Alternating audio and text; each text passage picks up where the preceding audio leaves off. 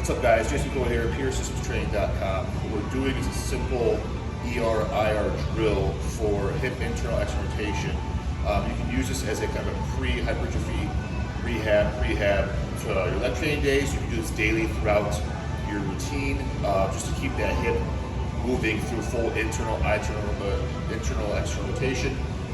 You can bias this so you're working more internal by adding a band. I can show you that later.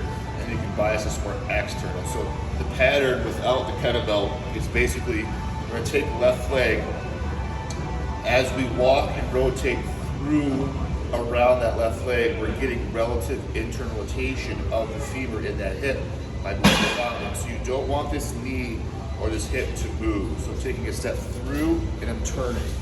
And you'll feel that hip. So I'm taking this left hip and I'm driving it towards my pelvis. And you'll feel that in your hip and glute.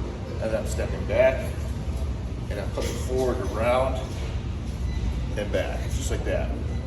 So keeping that pelvis relatively internal. And again, see how far you can cross without losing that leg. And see how far you can cross in terms of depth, not losing that leg. Okay? That's internal hip bias. So our external hip bias would be stepping external, keeping that leg relatively externally loaded, and then using that glute to keep that knee open and really feeling that hip work. And then you can go through full internal, external to work that hip to its full range. Now you can add some load, which will help stabilize that.